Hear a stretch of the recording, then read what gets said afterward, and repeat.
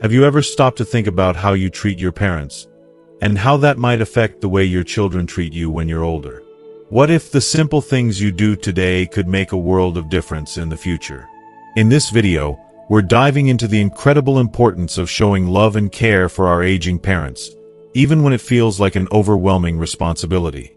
We'll explore real-life moments of compassion and self-reflection that could change the way you view filial piety forever. Not only will you hear a powerful personal story, but you'll also discover why even the smallest gestures, like asking, "Are you okay today?" or sharing a quiet meal, can have a profound impact on your parents' happiness and, in turn, your peace of mind. But that's not all. Stick around until the end to learn why many people regret not caring enough for their parents in their final years, and how you can avoid this regret. Plus, you'll gain insights into the simple actions that can help you create a loving environment for your loved ones, ensuring that you make every moment count. So, if you're ready to unlock the true meaning of compassion, responsibility, and the timeless bond between generations, don't go anywhere. This video is for you. If you are not subscribed, I recommend subscribing and activating the notification bell so you don't miss any videos. Your support means a lot to me, and if you enjoyed this video, you can help me continue spreading the valuable lessons by liking and sharing it. If you like the topic of this video, please comment 1. If you don't, please comment 0 to let me know how I can improve and make better videos for you. Now, let's begin. First, apply essential oil to the soles of your feet for a good night's sleep. Mr. Tuan, now 80 years old, has lived through countless winters, each one leaving a mark on his body and soul. Over the years, he has come to dread the biting winds that sweep through the streets during the cold months, their icy fingers creeping into every corner of his home and making his nights unbearably long.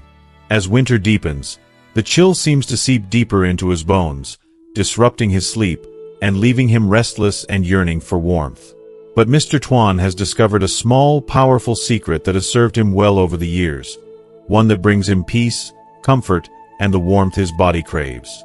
Every evening, just before he drifts into bed, Mr. Tuan takes a few drops of essential oil and gently massages it into the soles of his feet. This ritual, simple yet profound, has become a cornerstone of his nightly routine. As the oil spreads across his skin, the warmth it creates begins to soothe his tired feet and, like a ripple through water, gradually spreads warmth through his entire body.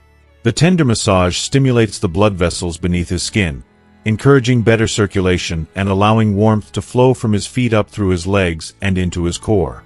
For Mr. Tuan, this small act feels like an embrace, a promise that he won't be consumed by the cold or left to suffer through another restless night.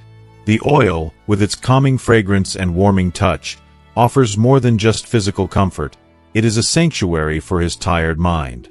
The simple act of massaging his feet is not only a means to combat the cold, it is a balm for his spirit, melting away the stresses and anxieties that often accompany his years. As he lets go of the day's worries, he is gently lulled into a peaceful, uninterrupted sleep, free from the restlessness that often plagues the elderly. The soothing effect on his nervous system helps ease the tension in his body, allowing him to relax fully and embrace the deep, restorative rest he so dearly needs. When he wakes up in the morning, Mr. Tuan feels renewed and ready to face another day. The peace he finds in his sleep is not a fleeting luxury. It is a reflection of the wisdom he has cultivated over a lifetime. A good night's sleep, he often tells his children, is the secret to longevity. And it's through his nightly ritual with essential oils that he has found the key to maintaining this invaluable gift. For him, this simple act is not just about warmth. It's about nurturing his health, honoring his body, and ensuring that he can face the challenges of aging with grace and resilience. On the coldest nights, when the wind howls outside and the temperature drops to unbearable lows, Mr. Tuan's ritual provides him with the comfort and warmth he needs to sleep soundly. It's a habit that not only protects his body but also gives him peace of mind. When the essential oil touches his skin, it doesn't just warm his feet. It strengthens his body's defenses against colds, coughs, and runny noses, common afflictions during the winter months. The warmth created by the oil forms a protective layer that helps keep his body safe from these seasonal illnesses, providing long-term benefits that go far beyond a simple remedy for cold feet. What's truly remarkable about Mr. Tuan's practice is its simplicity. It doesn't require expensive treatments or complicated routines. Just a few drops of essential oil, a loving touch, and a few moments of quiet reflection. But the results speak for themselves. The deep sleep, the warmth, the calm, all of these contribute to a life well lived, and they remind us that sometimes the smallest habits can have the most profound impact on our well-being. In a world that often rushes by, Mr. Tuan's ritual is a reminder to slow down, care for ourselves, and honor the simple life-affirming acts that help us stay healthy and whole as we age. So, on cold nights, consider following Mr. Tuan's example. Apply a few drops of essential oil to the soles of your feet and take a moment to massage it in, letting the warmth and calming fragrance soothe you. Let it be your shield against the winter chill and your key to a deeper, more restful sleep. Not only will it warm your body, but it will also relax your mind, helping you to ease into sleep with greater ease and comfort. And like Mr. Tuan, you may find that this small but powerful habit has long-lasting effects on your health, providing the warmth and security you need to embrace the beauty of each new day. Second, apply essential oil to your throat to reduce coughing and soothe a sore throat. Essential oils have been a comforting, natural remedy for generations. And for Ms. Lone, who is in her 70s, they've become an essential part of her life. Living through the seasons, she's particularly sensitive to changes in the weather. When the wind shifts or the air becomes cold and harsh, her throat quickly reacts, triggering persistent coughing or even a full-blown cold. It's a scenario all too familiar for many older individuals, and while it could be easy for her to reach for over-the-counter medications, Ms. Lone has chosen a different path. With a wisdom honed through years of experience, she relies on the healing power of essential oils, a practice so simple, yet deeply effective. Instead of popping pills or enduring the bitter taste of medicine, Ms. Lone's go-to remedy is something as calming and natural as the process of self-care itself. When her throat feels the familiar itch or the cough creeps in, she doesn't panic. Instead, she quietly takes a few drops of essential oil, massages it gently into her hands, and then applies it around her throat. It's a small, tender gesture that feels almost like a hug for her sore throat. The warmth from the oil immediately begins to spread, offering a soothing sensation that feels deeply comforting. The oils penetrate the skin, calming the irritation, and almost miraculously, after just a few minutes, the cough begins to subside, the discomfort begins to fade, and she can breathe with ease once again. It's a relief that doesn't require harsh chemicals, just the natural healing properties of essential oils, something simple, yet so effective. What's even more heartwarming is how Ms. Lone shares this secret remedy with her beloved grandchildren. She's always been a source of comfort for them, and when they show signs of a cough or a sore throat, she lovingly rubs essential oil around their little necks. There's something magical in the way it works. As the oil sinks into their skin, it creates a protective barrier, soothing the irritation and offering them the same warmth and relief that Ms. Lone herself enjoys. The children, still young and full of life, no longer have to suffer through the discomfort of a persistent cough, and that brings Ms. Lone so much joy. She watches them smile, laugh, and feel safe in her care, their health restored through this simple, loving ritual that has become a treasured part of their family life. If you are still watching this video and find these lessons useful, please comment 1 below to let me know that you are still here with me. Essential oils, with their natural antibacterial properties and ability to stimulate blood circulation, are more than just a comforting balm. They reduce inflammation and gently soothe the bacteria responsible for causing that painful, scratchy feeling in the throat. But few people know that when essential oil is massaged into the throat, it also activates acupuncture points, promoting relaxation and reducing tension in the surrounding muscles. It's a holistic, almost spiritual practice, one that goes beyond physical healing. It has become a part of Ms. Lone's daily routine, not just as a remedy for herself, but as a family tradition passed down to her grandchildren. Each time they no longer cough and can breathe freely again, Ms. Lone can't help but smile, feeling a deep sense of satisfaction and happiness in the simple knowledge that her small, nurturing touch has made a difference in their lives. Even in the warmer months, when the air is dry or dusty, Ms. Lone's throat can still become irritated, and she's quick to reach for her essential oils once more. She's learned that these oils aren't just for the cold, dry winter air, they're effective year-round. A few drops of the oil, massaged into her neck, can help soothe any discomfort caused by infection or irritation, providing that much-needed relief in a way that feels gentle, healing, and all-natural. What makes essential oils so remarkable is that they do more than just relieve a sore throat. By stimulating circulation and promoting relaxation, they can prevent those nagging, persistent coughs from taking hold in the first place. They create a kind of warmth, a protective shield, and an oasis of calm in the body. That's why essential oils have earned their place in every family's medicine cabinet, as a small but mighty remedy that's there when you need it most. Of course, like with any remedy, essential oils must be used correctly to be effective. Overuse or improper application can lead to harmful consequences, such as poisoning or respiratory damage. That's why it's important to follow the guidelines. Just 3 to 4 drops per application, never using them more than 3 times a day, and avoiding application to sensitive areas like the eyes or open wounds. Special care should also be taken when applying essential oils to young children, pregnant women, or breastfeeding mothers, as they may be more sensitive to certain oils. But when used with care, essential oils can be a safe, powerful way to protect and nurture your health, just as Ms. Lone has discovered. Through patience, wisdom, and a gentle touch, she has found a way to keep her body in balance and share that gift with the ones she loves most. In a world filled with complex solutions, sometimes the simplest remedies are the ones that work best. And for Ms. Lone, essential oils are a constant reminder of the quiet, natural beauty of self-care and the deep connection between generations. Third, apply essential oil to the Ranjong point to prevent strokes. Mr. Hung, a man in his 80s, has lived a life steeped in tranquility, surrounded by the simplicity of rural life where the winds sweep through the fields and the temperatures shift with the changing seasons. It's a place where time seems to slow down, yet the ravages of age and health issues are ever present. Many of his contemporaries have already succumbed to the inevitable toll of time, with some tragically lost to sudden strokes, leaving behind only memories and sorrow. The very thought of losing one's vitality in the blink of an eye is a heavy burden to carry.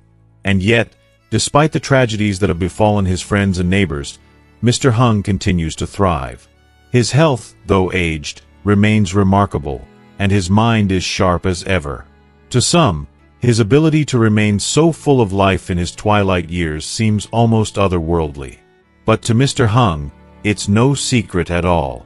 His secret, he often chuckles, lies not only in his steadfast commitment to a healthy lifestyle but also in a humble companion he's trusted for years, essential oil. This fragrant, natural elixir has been a part of his daily routine for as long as he can remember. Every morning when the first rays of light filter through his window, and every evening before he ventures out to work in his beloved garden or the fields, Mr. Hung follows a deeply ingrained ritual. With the careful precision of someone who has learned the importance of self-care over the decades, he applies a few drops of essential oil to his fingers and gently presses them onto the Ranjong point, an acupuncture spot located just below the nose, above the upper lip. To Mr. Hung, this simple act is far more than a routine. It's a vital practice, a quiet but profound moment of connection to his own body. He describes the sensation as a warming wave that spreads from the point of application throughout his entire body, like a gentle reminder of life's vitality coursing through his veins. This ritual helps him feel more energized, keeps his blood circulating, and sharpens his mental clarity. In a world that is constantly shifting, where so many people are left struggling with the decline of their health, Mr. Hung is not merely surviving. He's thriving, and he attributes much of this to his steady habit of essential oil application. The villagers, who've watched him with curiosity and admiration for years, often wonder aloud how Mr. Hung remains so resilient. His peers have suffered from debilitating strokes or other health issues that seem to come with age, and yet Mr. Hung's vitality is undeniable. He smiles and simply shares that it's not just about his lifestyle, it's also about being proactive in his health. Applying the oil to the Ranjong point, he believes, is a simple yet powerful way to prevent strokes and mitigate the dangers of sudden temperature changes, which can be especially hazardous for older adults. The Renjong point is known in traditional Chinese medicine as a powerful acupuncture spot that helps regulate the body's circulation. By gently massaging this area with essential oil, Mr. Hung is stimulating blood flow, dilating blood vessels, and enhancing cardiovascular function. For someone his age, this is essential. The natural ingredients in the oil have antibacterial properties and provide a soothing, warm sensation that relaxes his body and helps protect it from the erratic shifts in the weather, keeping him calm and centered. This small act of self-care has become an essential part of his daily life, so integral that he wouldn't think of skipping it. On the rare occasions when Mr. Hung feels a little tired or lightheaded, he knows just what to do. He applies the oil to the Renjong point, and within moments, a rush of energy returns to him.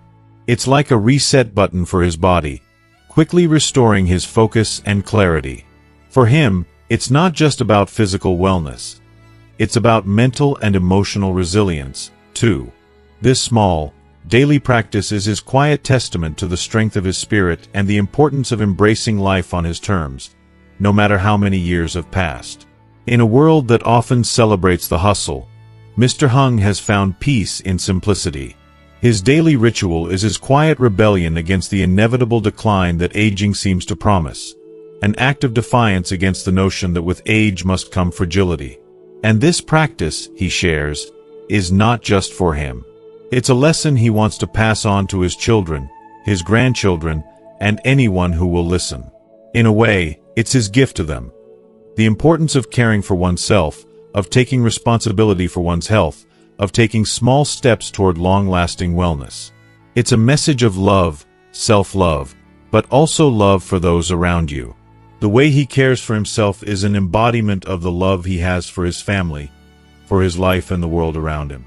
As he walks confidently through his garden, his eyes still sparkling with the joy of living, the villagers can't help but respect him. He is a living example of what it means to age gracefully, to honor one's body, and to find peace amidst the inevitable changes of life. His practice of essential oil application has become more than just a health habit. It's a part of his story, a symbol of resilience and peace. It's a lesson in perseverance, in taking care of the body that has carried you through a lifetime of experiences, and in nurturing the strength that comes with age. Mr. Hung has written his narrative of quiet power, and through his example, he continues to inspire everyone around him to cherish their health, embrace the journey of aging, and find strength in the simple, everyday acts of self-care. On scorching, sun-drenched days, those who work outdoors or individuals with weakened health are especially vulnerable to the dangers of heat stroke and heat-related conditions. It's a worrying reality that many people don't take seriously enough until it's too late. The harsh sun can leave us feeling drained, weak, and overwhelmed by the extreme temperatures, making our bodies more susceptible to dehydration and heat exhaustion. Yet, there's a simple, soothing remedy that can make all the difference in protecting yourself from these risks: essential oils. Yes, with just a few drops, you can prepare your body to face the heat in a way that not only prevents heat stroke but also supports your overall well-being. Imagine this. About 15 minutes before stepping out into the blistering heat, take a moment to gently rub a few drops of essential oil between your palms and press them onto the Renjong point, located on the center of your upper lip. This act may seem simple, even subtle, but it is incredibly effective. It's more than just an essential oil application. It's a ritual of self-care, one that encourages mindfulness and physical awareness. In doing this, you help activate your body's circulation, making it more adaptable to the outside temperature. This simple gesture can significantly reduce your risk of heat-related illness by stimulating blood flow and supporting your body's ability to adjust. The cool sensation on your skin, coupled with the warmth of your breath, creates a calming, balanced feeling that helps regulate your body's temperature. If you are still watching this video and find these lessons useful, please comment 3 below to let me know that you are still here with me. But it doesn't stop there. The power of this practice goes beyond merely cooling you down. Applying essential oils in this way can have a positive impact on your sleep, too. The gentle pressure on the Renjong point can ease tension, stabilize your breathing, and create a sense of inner peace that prepares you for a more restful night. This is not just about surviving the heat, it's about thriving in it, nurturing your body, and feeling truly cared for in a world that can sometimes feel overwhelming. It's a small, yet profoundly beneficial action that goes a long way in supporting your health. Just a few drops of essential oil on the renjong point, and you've set yourself up for a day of balance and protection. This practice, so simple and natural, can make a world of difference in your ability to stay healthy in harsh weather. It's a beautiful, holistic way to prevent heat stroke, protect your heart, and boost circulation, all while keeping your body in harmony with the world around you. For older adults, especially, this is not just a health tip. It's a priceless habit that can contribute to a long, peaceful, and joyful life. It's an opportunity to not just survive but to truly enjoy each day, embracing both the small and grand moments with serenity and grace.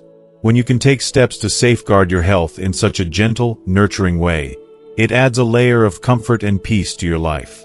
It's about living with intention and knowing that even in the most challenging conditions, you can find ways to feel good in your skin. If you find this advice valuable, I encourage you to support the Chan Tien My channel. Like and follow to stay up to date with more tips and insights that can help you lead a healthier, more fulfilling life, especially in your later years. Now, as we continue with this video, I'd like to share a personal story with you, one that I find both heartwarming and deeply moving. It's called A Family Member, and it revolves around a time in my life when I experienced an unexpected turn of events. 3 years ago, my father passed away, and soon after, a man who had known my father came into my life. He wasn't someone extraordinary, not in the way society often defines greatness. He had no striking achievements to boast about, no dazzling accomplishments to impress others. Yet, he was kind, humble, and genuine, a man of good character. At that time, my mother, who was over 50, found herself in need of companionship. The search for a partner at that age is not about wealth or status. It's about having a connection and sharing a sense of comfort and mutual respect. My mother had lived a full life, and her standards were simple: a good heart, honesty, and integrity. This man, though modest in every way, had exactly that. He was a retired worker, living in a small house with a modest income, and at the time, his son's newly established family required his help. Yet, despite his humble circumstances, he carried himself with a sense of warmth that drew people to him. When he first met my mother, he was understandably nervous. He knew he had little to offer in terms of material wealth or social standing. But he wasn't ashamed of his simplicity. Instead, he opened his heart to her, asking for nothing more than a chance to get to know each other. With sincerity and kindness, he invited her over for a simple meal at his home. He made it clear from the beginning that he had no grand gestures to offer, just a warm meal and honest company. What struck me most about their interaction was the purity of his intentions. He didn't try to impress my mother or hide his humble background. He didn't offer her grand promises or try to convince her of his worth. Instead, he simply shared a moment with her, giving her space to decide for herself. And my mother, moved by his genuine heart, stayed. She was touched not just by his cooking skills, but by the quiet, humble way he lived his life. It was in that simplicity that she found something rare, an authentic connection. And for that, I'll always be grateful. Their story is a reminder that sometimes, it's not the grandeur or the flashiness that matters. It's the quiet, steady presence of someone who shows up with sincerity, honesty, and respect. It's about finding peace in the small things, in the simple moments, and in the hearts of those who care for us. In just a brief moment, he had carefully prepared a bowl of soup with 4 different vegetables, each ingredient thoughtfully chosen, with a special emphasis on a rich pumpkin and meat dish. My mother, always reserved about showing her appreciation, couldn't help but indulge. She savored every bite, unable to put her chopsticks down, completely lost in the warmth of the meal. It was as though the food wasn't just nourishing her body, but soothing something deeper within. Afterward, he told her, with a kind smile, that if she ever wanted more, she was always welcome at his house. His words were simple, but there was a quiet sincerity that spoke volumes. He wasn't wealthy, not in the way society often defines wealth, but he had this gift of making others feel valued with little more than care and effort. His pumpkin dish may not have cost much, but the tenderness with which it was prepared felt priceless. Over time, my mother met other elderly men who had more in terms of material wealth and security than he did. But when it came down to it, she chose him. Looking back, I realize her choice wasn't so much about love, but about something far more human, something born from years of sacrifice. She had spent more than half her life serving my father, caring for him, putting his needs above her own, and somewhere in her heart, she yearned for the simple act of being cared for in return. It wasn't a selfish wish, but a deep, quiet desire to experience the comfort of being someone's priority, even just for a moment. This time, she didn't want to be the caretaker. She wanted someone to look after her, to offer her the kind of tenderness she had given so freely to others. So, they came together, my mother and he, a union that was both tender and unexpected. I was there too, along with the family of his son, the four of us sharing a meal.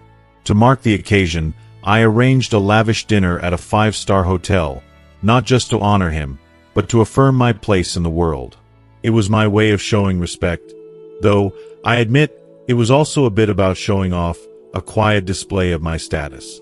After the meal, as we were about to leave, he gently said to me, his voice carrying a softness that seemed out of place in the grand hotel lobby, "From now on, we are family. Just father and son. If you ever want to invite your father out for a meal, don't go to places like this. Local restaurants will do just fine." The humility in his words caught me off guard, and for a moment, I was taken aback by the depth of his quiet dignity. Later, I couldn't help but tell my wife, with a mix of humor and admiration, "Next time, when Uncle Duong cooks, stay by his side and learn something." Her reaction was immediate. Her face, usually so composed, flashed a subtle but unmistakable disdain. She didn't seem to find the idea of learning from him at all appealing. Instead, I saw a flicker of frustration.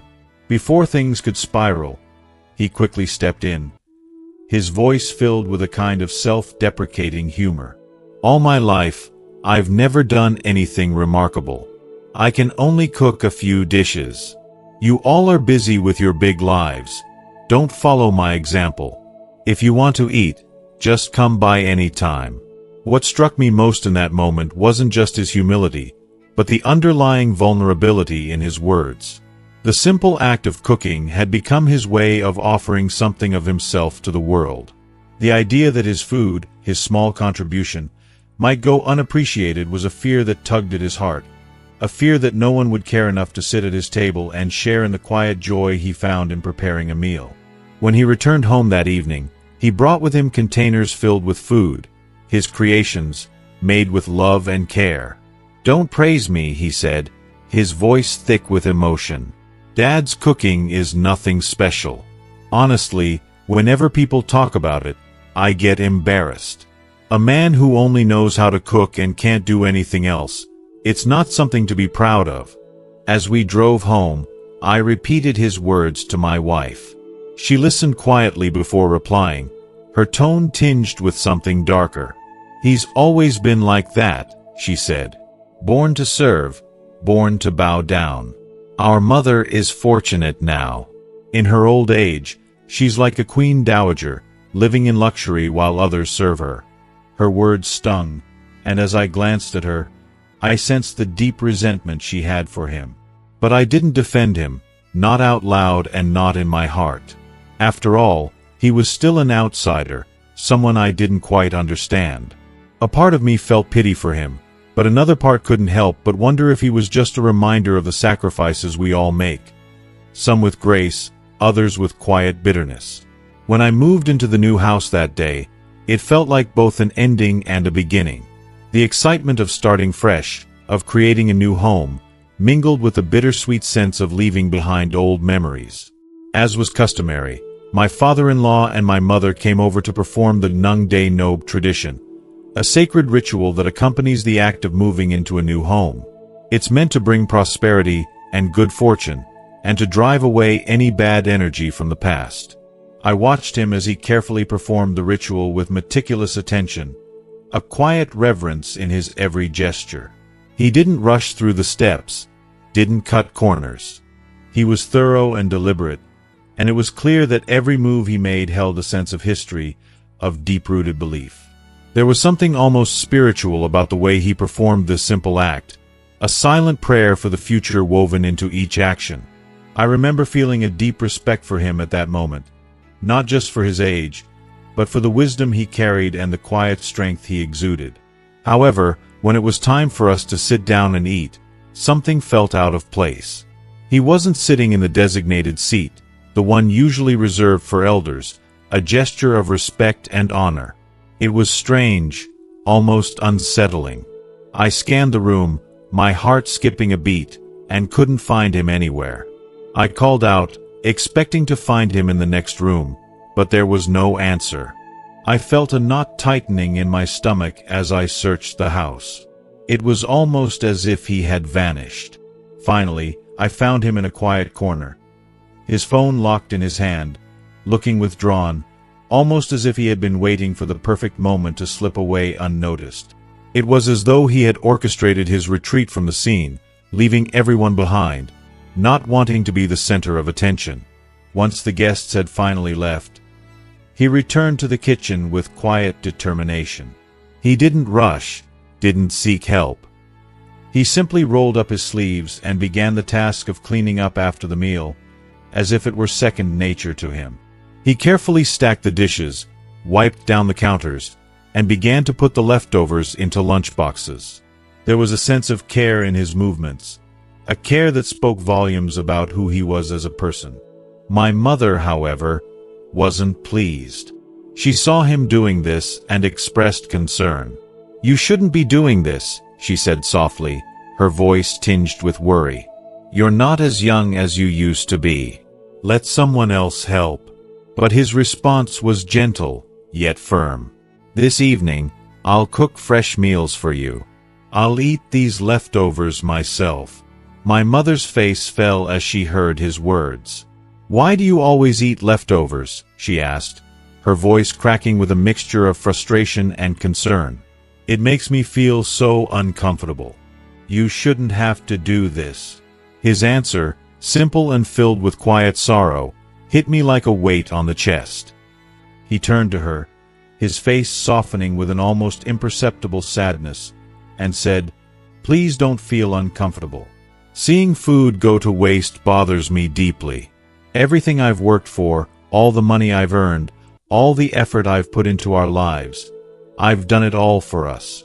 But I can't do much for you now. So, if it means saving, please understand. Let's try to waste less." His words, spoken with such humility and burden, were enough to make my heart ache. I could see the weight of years in his voice, the exhaustion in his soul. It was as if he was carrying the whole world on his shoulders, and still, in his mind, he was not doing enough.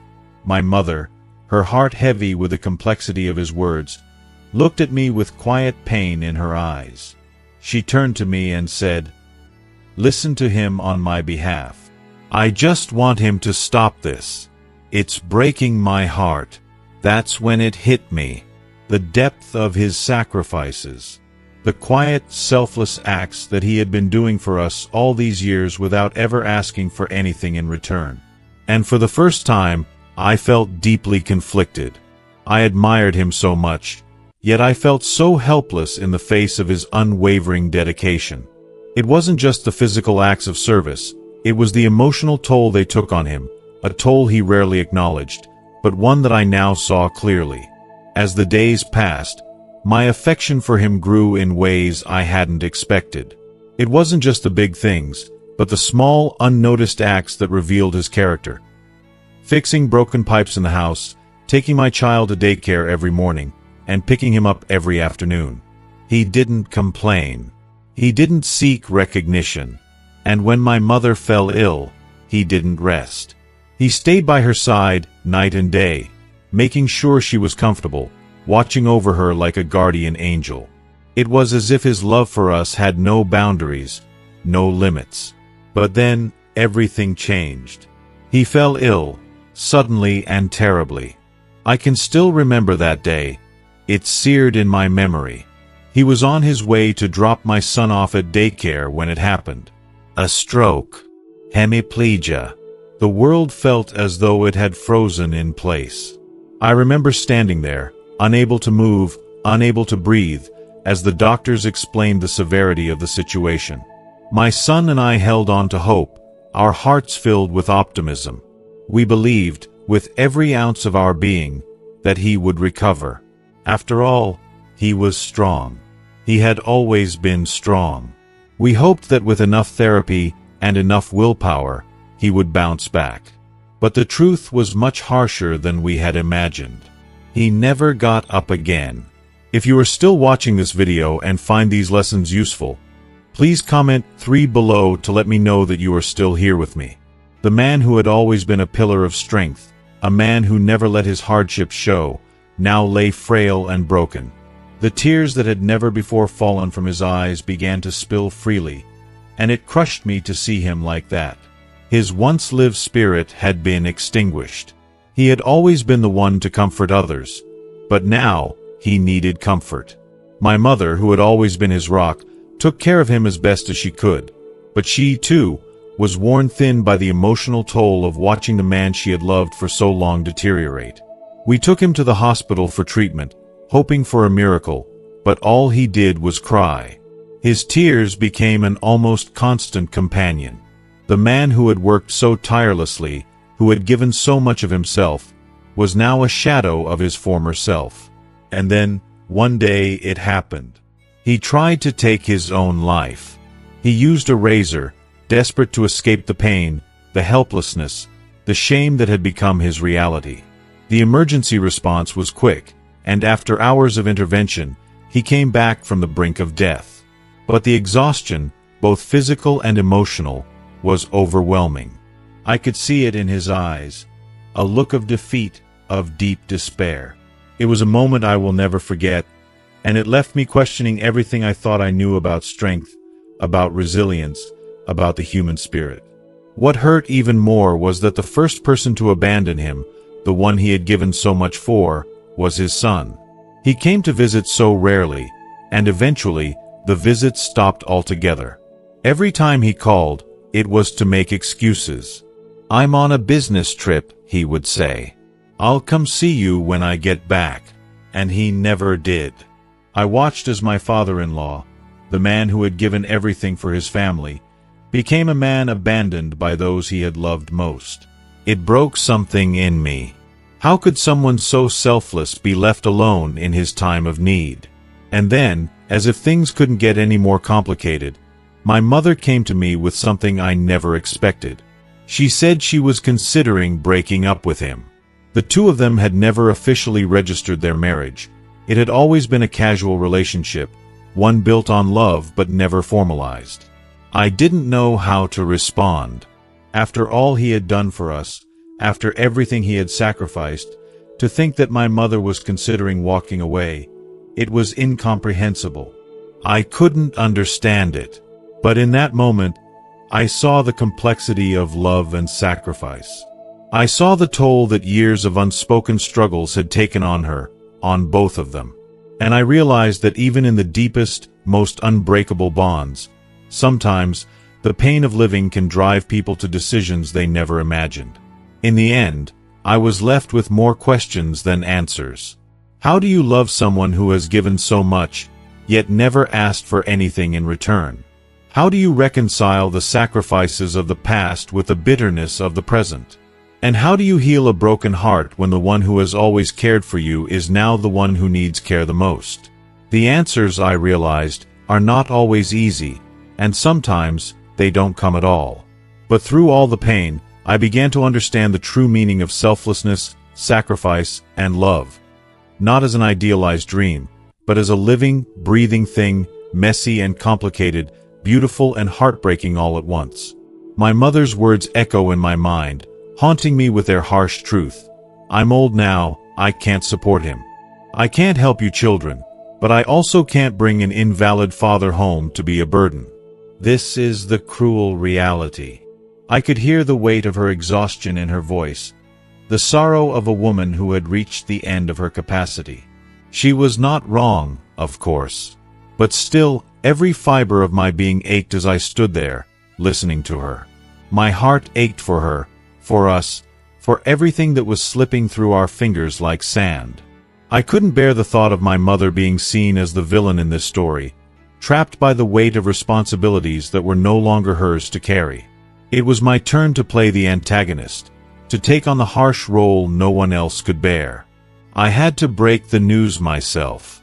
I had to be the one to speak the painful words, no matter how much it tore at my soul. Standing by Uncle Duong's hospital bed, I told him what no one else had the strength to say. "Uncle Duong, your mother and I are both ill," I began, choking on the words. Tears rolled down his face, pouring like rain, and I felt every drop as if they were my own. But I pushed on, forcing myself to continue, to say the things I knew needed to be said. "You've seen how your mother has been treating you these days," I said. The words stung, each syllable a wound that I couldn't undo. He cried harder, nodding in silent understanding. But I couldn't stop, not now. We're both aging. Our health is failing. And we still have to work. My health isn't good either. Is that okay for you?" I watched his face crumple in sorrow, but I couldn't let up. "After you're discharged, please go back to your own home. I'll take care of the expenses for a traditional grave for you." The moment I finished speaking, his tears stopped, and he nodded repeatedly, his voice trembling with gratitude. "If that's possible, that would be great. Truly, it would be great. No need for a matchmaker, no need." His words, soft and accepting, broke something inside me. I walked out of the hospital, my heart heavy with an emotion I couldn't quite place. Was it relief? Or was it regret? A gnawing sense of guilt lingered within me, unspoken, undefined, a painful ache that refused to fade. I went through the motions, trying to do what I could to ease my conscience. I rented a grave for him, paying for a year's worth of care. I hired workers to repair his house, not just for him, but for me, too. I wanted to feel like I was doing something, anything to make up for what had happened, to somehow make it right. But even as I did it, there was a part of me that knew it wasn't enough. It would never be enough. When Uncle Duong was discharged and returned home, I couldn't bring myself to go pick him up.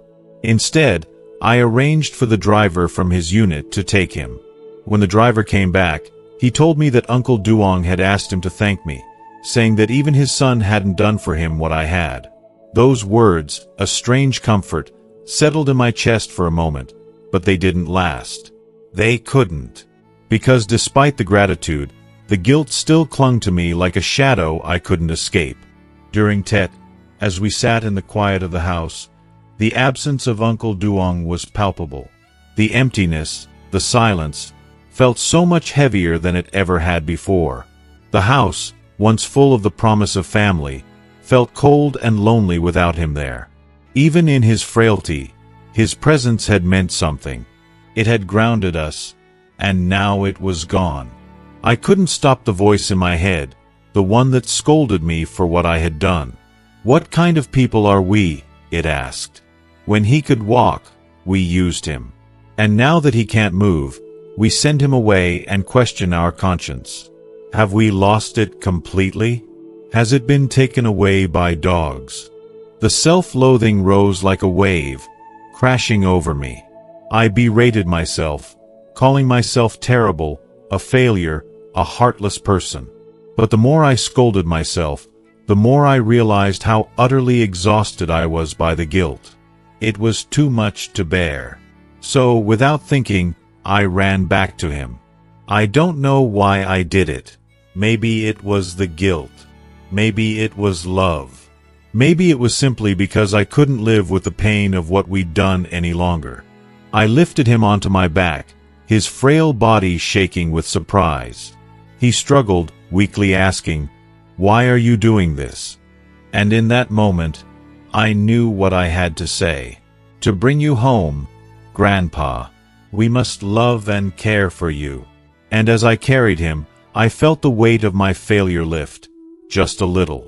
For in that moment, I wasn't just carrying him. I was carrying the redemption I so desperately needed. I don't know if what I did was enough, but I had to try. I had to fight against the cruelty of reality, against the crushing weight of responsibility, and show that love could still exist, even when it seemed like the world had turned its back on us. He's back, and I can see it in my son's eyes. He's thrilled. The moment he saw him, he ran up, arms wide, hugging and kissing him without hesitation. He's so full of excitement, asking, with his bright eyes gleaming, for Carp and Bon K Trio, just like they used to make together. He even wants to make superhero cards again, those simple but meaningful activities that always brought them so close. It's as if the years apart never happened. My heart swells with warmth, watching this bond that still exists, despite everything. But then my wife, clearly upset, drags me into the other room and asks, almost accusingly, "Are you out of your mind? Even his son doesn't care about him. Why are you bringing him back into our home?"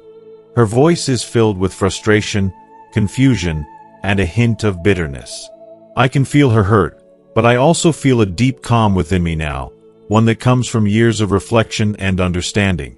Instead of responding with anger like I might have once done, I take a deep breath and reply as gently as I can, "What his son has done, that's his burden to carry, not mine. We can't let that be the reason we abandon him. If you love me, if you care for me, then you must see him as family, because that's what he is to me. Treat him as you would your father."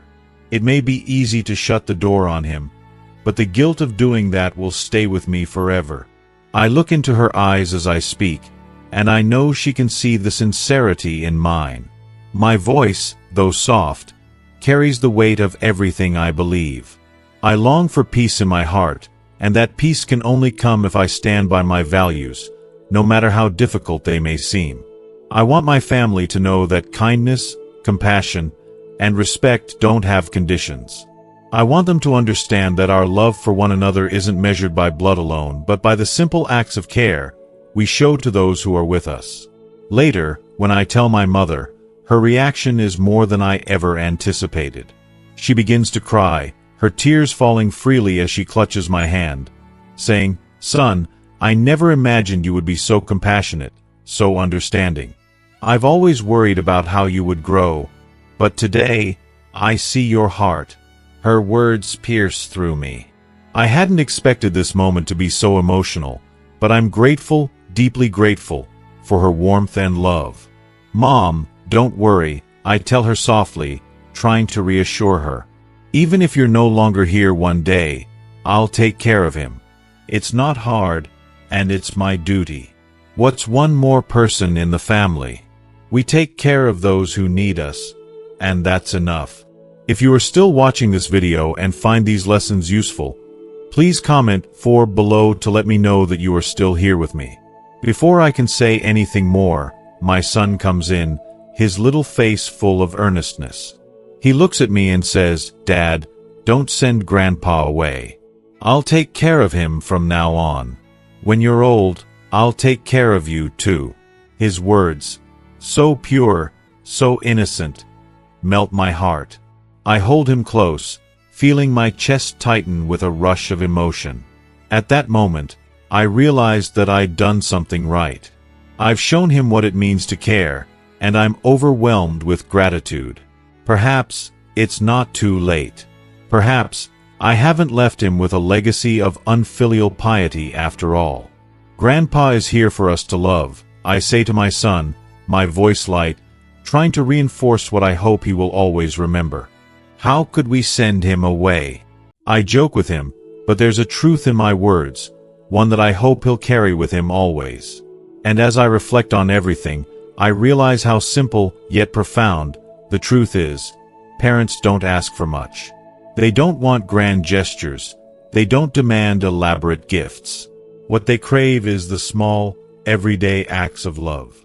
A simple, "How are you?" or a, "Are you doing okay?" They long for the thoughtfulness that comes in the form of a warm meal, a warm blanket when the nights get cold, or the comfort of knowing someone is there to help them when they need it most. Those little acts, those tiny gestures of love, mean more than we could ever know.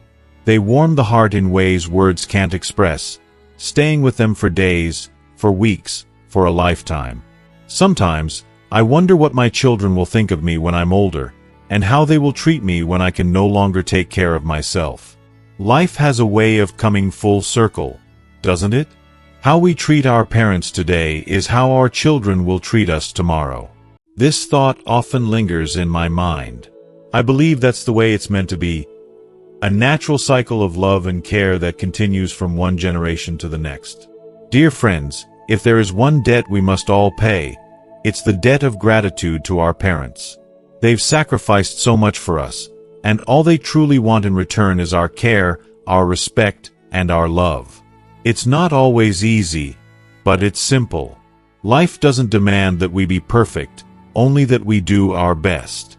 The winds may blow, but the tree stands firm, rooted in love and care. And if you find yourself in a place where your parents are no longer with you, the hardest thing to bear is the regret, the painful regret of not cherishing them when you had the chance. So I urge you, with all my heart, to be kind to your parents, to care for them with a heart full of gratitude. Don't wait until it's too late. Cherish them now, before they're gone, because nothing in life compares to the peace that comes from knowing you gave them everything they deserved. As we wrap up today's video, I hope you've gained a deeper understanding of the importance of family, compassion, and the simple acts of love that make a lifetime of difference. It's never too late to show our parents the care they truly deserve, and in doing so, we create a legacy of kindness that will stay with us forever. So, what have you learned from today's story? What is one thing that resonated with you the most, and how do you plan to bring it into practice in your own life? I'd love to hear your thoughts, so please drop a comment below this video and share your reflections with us. If you enjoyed this video, please leave your comment below, and don't forget to like, share, and subscribe to our YouTube channel for more content like this. Thank you for watching, and remember, life is about the little things we do for those we love. See you in the next video.